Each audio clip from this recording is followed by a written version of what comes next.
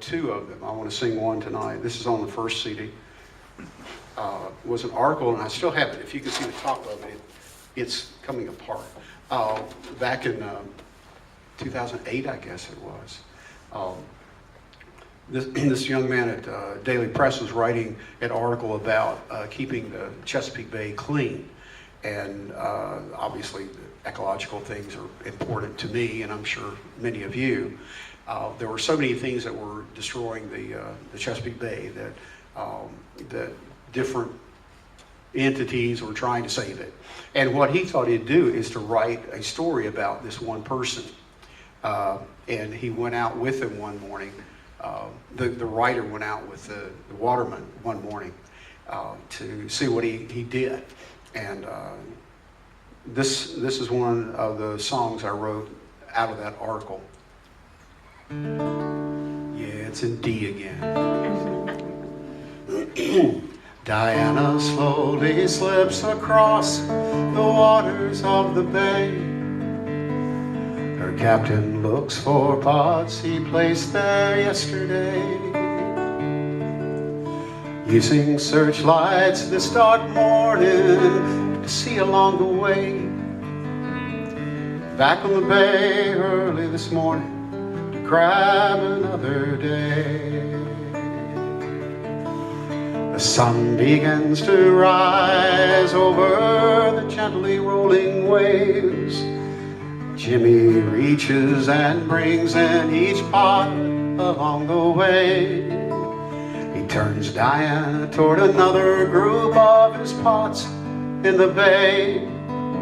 Bushel by bushel, ever so slowly, he built a productive day. Out on the water, the only life he sees. Out on the water, his soul is truly free. Out on the water, where the bay intercedes. Out on the water, that's where he's meant to be.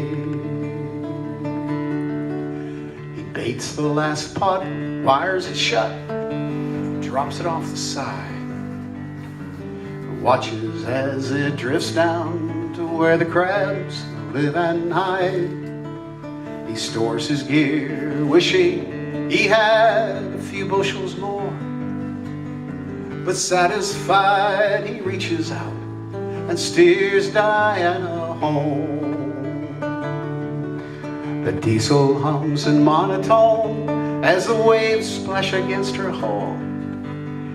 It takes a while and he pulls alongside the pier where he unloads.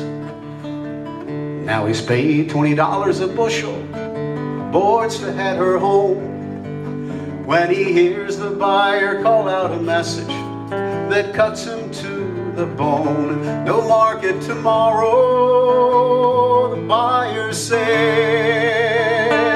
No market tomorrow, in disbelief he shakes his head.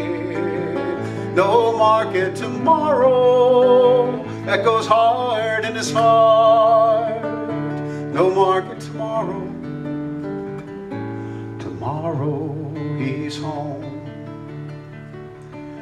Tomorrow he may sleep late, wake up on his own, take longer with his coffee and read the paper more, amble round the house with chores he's put off for a while, walk to the pier to check on Diana, adjusting here and there. Now harvests have declined over the past 20 years, they say. Bushels of crab have dropped off a third or more from this bay. Shorter crab in seasons, larger colorings required.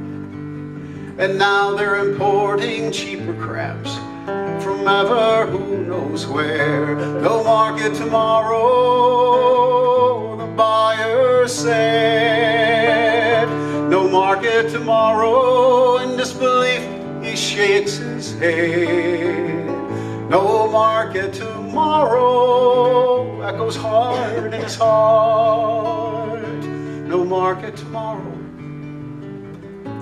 Tomorrow he's home. Diana slowly slips across the waters of the bay. You can bet next week he'll be back crabbing on the Chesapeake